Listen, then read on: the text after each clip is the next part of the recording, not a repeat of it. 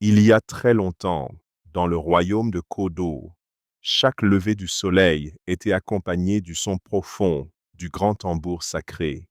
On disait que ces battements faisaient vibrer la terre, jusque dans le cœur des ancêtres.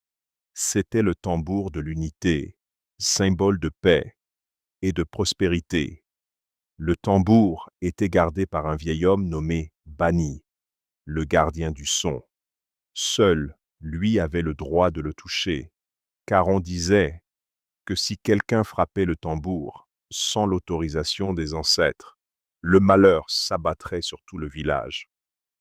Un matin, le soleil s'était levé, mais aucun son ne monta du temple du tambour.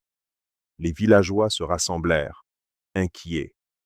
Quand ils arrivèrent, ils trouvèrent le vieux Bani assis, immobile, le regard fixé sur le tambour. Il dit d'une voix lente: les esprits sont fâchés. Le tambour refuse de parler. Depuis des semaines, les gens de Kodo se disputaient, les pêcheurs accusaient les chasseurs accusaient les cultivateurs. La jalousie avait remplacé la fraternité. Et le tambour, sentant cette discorde, avait choisi le silence. Parmi les enfants du village, il y avait un garçon nommé Kena, curieux, têtu et rêveur. Il croyait que tout avait une voix, même les pierres et les arbres. Une nuit, il décida d'aller parler au tambour. Sous la lune, il entra discrètement dans le temple.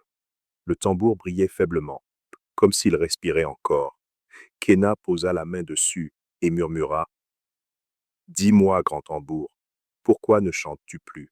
Alors, dans le silence, une voix grave résonna dans son cœur. Les hommes ont oublié que je ne vis que dans leur cœur uni. Frappe-moi si tu veux, mais seulement avec le rythme du pardon. Le lendemain, Kena raconta son rêve au vieux Bani. Le gardien sourit. Les ancêtres t'ont choisi, petit. Va, montre-leur le chemin. Alors, au milieu de la place, Kena frappa le tambour. Pas avec colère, ni avec orgueil, mais avec douceur et amour. Chaque battement portait un mot: pardon, paix, partage. Les cœurs s'ouvrirent, les larmes coulèrent, et bientôt, tout le village se mit à chanter et danser ensemble. Le tambour vibra si fort qu'on l'entendit jusque dans les montagnes.